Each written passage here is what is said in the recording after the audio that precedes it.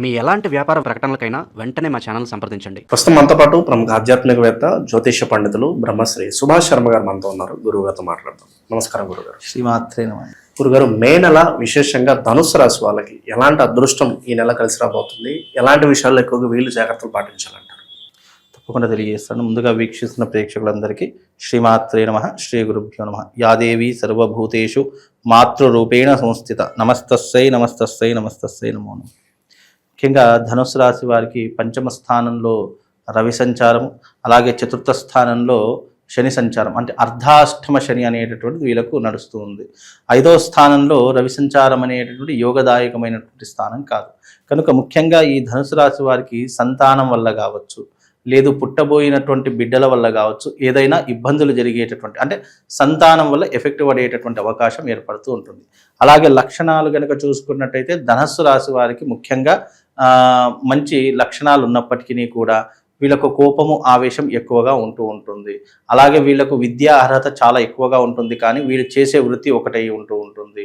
వీళ్ళు ఆలోచించేటటువంటి జ్ఞానం ఏదైతే ఉంటుందో అది చాలా మంచి జ్ఞానవంతమైనటువంటి ఆలోచనలు ఎక్కువగా ఉంటూ ఉంటాయి. అదే రకంగా ధనుస్సు రాశి వారికి కనుక చూసుకున్నట్టయితే వాళ్ళ లక్షణాల్లో, బిహేవియర్లో కాస్త ఇబ్బందులను, అంటే నిలకడ లేనటువంటి మనస్తత్వము, లేదు అని అంటే కనుక విపరీతమైనటువంటి ఆలోచించే స్వభావాలు, ఇవి చాలా ఎక్కువగా ఉంటూ ఉంటాయి. తద్వారా వీళ్ళకి ఏంటి అని అంటే కనుక కాలం అనేటటువంటిది కలిసి రాకుండా ఉంటూ ఉంటుంది.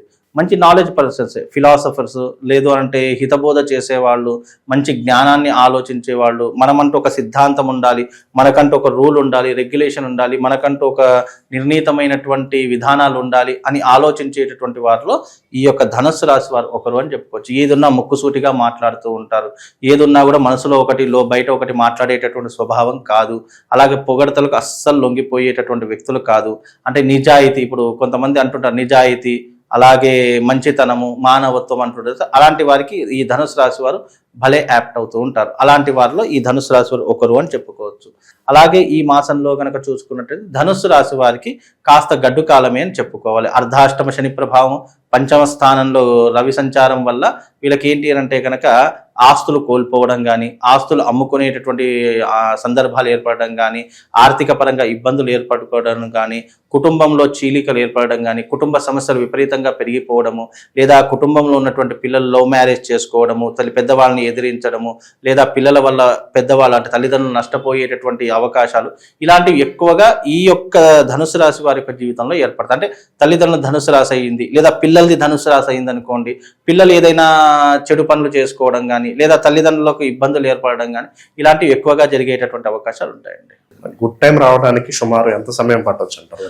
ముఖ్యంగా ఈ మాసము ఒకటే వీళ్ళకు అశుభ మాసం గాను, తదుపరి మాసము వీళ్ళకు మంచి యోగదాయకమైనటువంటి మాసం. అంటే ఒక మాసం అలా, ఒక మాసం ఇలా, అంటే పాజిటివ్ ఆర్ నెగిటివ్, మంచి చెడులు అనేటటువంటివి మారుతూ ఉంటాయి. ఈ మాసం కాస్త గడ్డు కాలం కాబట్టి ఇన్వెస్ట్మెంట్లు పెట్టడం కానీ, ఏ తొందరపడి మాటలు ఇవ్వడం కానీ ఇలాంటివి చేసుకోవద్దు. ఎందుకంటే ఈ మాసంలో కోర్టు కేసులు కావచ్చు, పోలీస్ స్టేషన్ వ్యవహారాదులు కావచ్చు, లేదా నీలాప నిందలు కావచ్చు, ఇలాంటివి ఎక్కువగా వీళ్ళ జీవితంలో జరిగేటటువంటి లక్షణాలు ఉంటూ ఉంటాయి.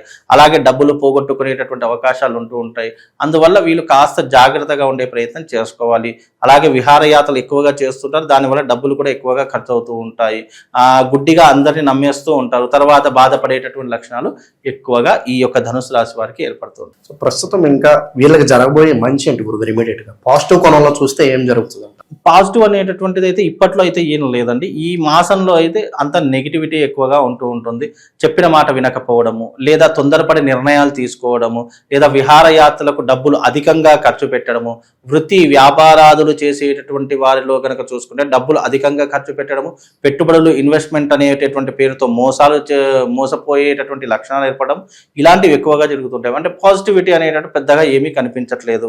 బికాజ్ ఈ మాసం అంతా కూడా వీళ్ళకు గడ్డు కాలము అని చెప్పుకోవచ్చు. కనుక కాస్త ఈ ధనుస్సు రాశి వారు ఎవరైతే ఉన్నారో జాగ్రత్తగా ఉండే ప్రయత్నం చేసుకోవాలి. ఈ మాసంలో కాస్త మీకు రాబోయేటటువంటి వ్యక్తులు కావచ్చు, కొత్త వ్యక్తుల పరిచయాలు కావచ్చు, లేదా వృత్తిపరంగా వ్యాపార పరంగా కావచ్చు, నష్టమే తప్ప పెద్ద అద్భుతమైనటువంటి యోగాలు అయితే ఏమీ కనిపించట్లేదు. ఇంకా మరి ఇలాంటి గడ్డు పరిస్థితుల్లో ఎలాంటి పరిహారాలు వీళ్ళకి బాగుంటాయి అంటారు? ఎలాంటి క్షేత్రాలకు వెళ్తే కాస్త బాగుంటుంది అంటారు? ముఖ్యంగా వీళ్లకు క్షేత్రము అని అంటే కనుక అరుణాచల క్షేత్రంకి వెళ్ళి రావడము, అక్కడ ఆ యొక్క గిరి ప్రదక్షిణ చేసుకోవడం కాస్త వీళ్ళకి కలిసి వచ్చేటటువంటి విధానంగా చెప్పుకోవచ్చు. ధనుసు రాశి వారికి ఏమిటి అని అంటే కనుక ముఖ్యంగా వీళ్ళు గురువుకి సంబంధించిన స్తోత్రం చదువుకోవడం, ఓం దేవానాంచ ఋషీనాంచ గురువుక అంచన సన్నిభం వందనీయంతి లోకేశం తం నమామిం బృహస్పతిం అనేటటువంటి మంత్రం చదువుకోండి. అలాగే బ్రహ్మ ముహూర్తంలో లేచి తప్పకుండా మీరు యోగా లాంటిది కానీ ధ్యానం లాంటిది కానీ లేదా మంత్రము దీక్ష తీసుకోవడం కానీ చాలా మట్టుకు చేసుకోవాలి. ఎందుకంటే దానివల్ల పాజిటివ్ ఎనర్జీ పెరుగుతుంది, విశ్వానికి మీరు కనెక్ట్ అవుతూ ఉంటారు, మీరు తర్వాత చేయబోయేటటువంటి పనిలో శక్తి పెరుగుతూ ఉంటుంది, మీకు ఎలాంటి ఇబ్బంది రాకుండా మీకంటూ ఒక శక్తి మీ శరీరంలో ఒక శక్తి జనరేట్ అయిపోయి మీకు తప్పకుండా నెగిటివిటీ నుంచి కాస్త దూరంగా వెళ్ళేటటువంటి అవకాశము తప్పకుండా దీని ద్వారా కలుగుతుంది. అంటే వీళ్ళు ముఖ్యంగా ఈ మాసంలో చేయవలసినటువంటి పనులు ఏంటి అంటే బ్రహ్మ ముహూర్తంలో లేవడము, బ్రహ్మ ముహూర్తంలో లేచి ఏం చేయాలి అనేటటువంటిది కాకుండా బ్రహ్మ ముహూర్తంలో లేచి చక్కగా స్నానము అనుష్ఠానాలన్నీ చేసేసుకొని ముఖ్యంగా దేవానాంచ ఋషీనాంచ గురువుక అంచన సన్నిభం వందనీయంత్ర లోకేశం తం నమామిం బృహస్పతిం అనే మంత్రాన్ని 108 సార్లు పఠనం చేసుకోండి, అంటే జపం చేసుకోండి. ఆ తర్వాత లేచిన తర్వాత మీరు దగ్గరలో ఉన్నటువంటి శివాలయానికి వెళ్ళేసండి. శివాలయానికి వెళ్ళి వచ్చిన తర్వాత మీరు నిత్య విధులన్నీ కూడా చేసుకునే ప్రయత్నం చేయండి. తప్పకుండా దాని ద్వారా శుభ ఫలితాలు పొందేటటువంటి అవకాశం. వివాహ ప్రయత్నాలు కూడా పోస్ట్ పోన్ చేసుకుంటేనే బెటర్ అంటారా? వివాహ ప్రయత్నానికి ఏమి ఇబ్బంది లేదండి, వివాహ ప్రయత్నాలు చేసుకోవచ్చు. పెళ్లి కుదిరితే కనుక తప్పకుండా ఎంగేజ్మెంట్ లాంటివి కావచ్చు, లేదా నిశ్చితార్థము, లేదా ఏదో వాళ్ళకు మా అమ్మాయి అని అనిపించుకోవడం, లేదా మా అబ్బాయి అని అనిపించుకోవడం, ఏదో ఒక ముహూర్తం కానీ చేసుకోవచ్చు. కాకపోతే వివాహానికి ఏం అడ్డంకులు లేవు.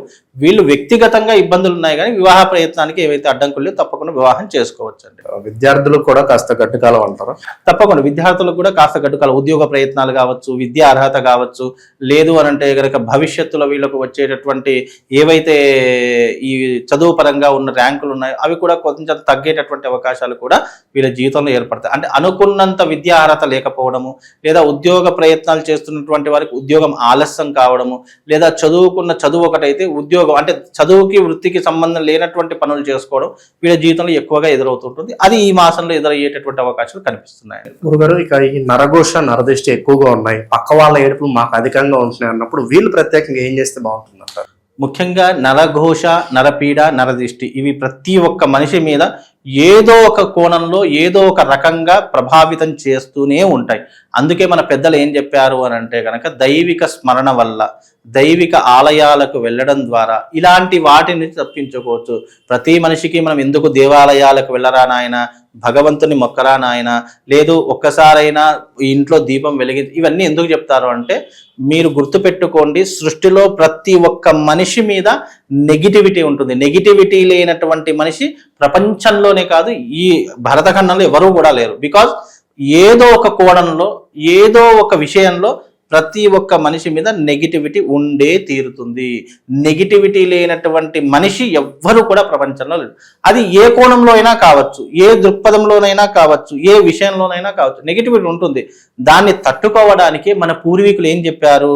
ధ్యానం చేయడము, ఓంకారం చదువుకోవడము, లేదా నవగ్రహ శ్లోకాలు చదువుకోవడం, ఇవన్నీ ఏమీ కుదరదు. కనీసం దేవాలయం గడపైనా తొక్కితే కొంతవరకు నీకు ప్రశాంతత కలుగుతుంది, నీకు కొంతవరకు ఇబ్బంది రాకుండా ఉంటుంది అనేటటువంటి విషయాలు చెప్తుంటారు. అది కూడా కుదరలేదు. అందుకే వీళ్ళకి ఏంటి అంటే కనుక ఒక భగళాముఖి యంత్రం అనేటటువంటి ఒకటి ఉంటుంది. ఆ భగళాముఖి యంత్రాన్ని కనుక వాళ్ళు పర్సులో పెట్టుకుంటే నరదిష్టి కానీ, నరపీడ కానీ, శత్రుపీడ కానీ లేకుండా వాళ్ళను ప్రొటెక్ట్ చేస్తూ ఉంటుంది. ఇలాంటి ఒక యంత్రం మీరు మీ పర్సులో పెట్టుకుంటే జీవితంలో మీకు నరదృష్టి అనేటటువంటిది ఉంది. ఎందుకు అని అంటే కనుక ఒక ఇనుముని అయస్కాంతం ఏ రకంగా అయితే లాగేస్తూ ఉంటుందో అలా నరదృష్టి ఒకవేళ మనిషి మీద ఉంటే ఆ యంత్రము మనల్ని ప్రొటెక్ట్ చేస్తూ, ఇప్పుడు మన శరీరం దాచుకోవడానికి బట్టలు ఎలాగైతే ప్రొటెక్ట్ ఉన్నాయో అలాగే ఆ యంత్రం మీ పర్సులో ఉంటే ఆ నెగిటివిటీ కానీ, శత్రు భయం కానీ, ఈ నరదృష్టి కానీ మీ మీద రాకుండా కొంతవరకు ఉపశమనం అయితే కలుగుతుంది. మంచి విశ్లేషణ అందించారు. ధన్యవాదాలు గురుగారు. శ్రీమాత్ర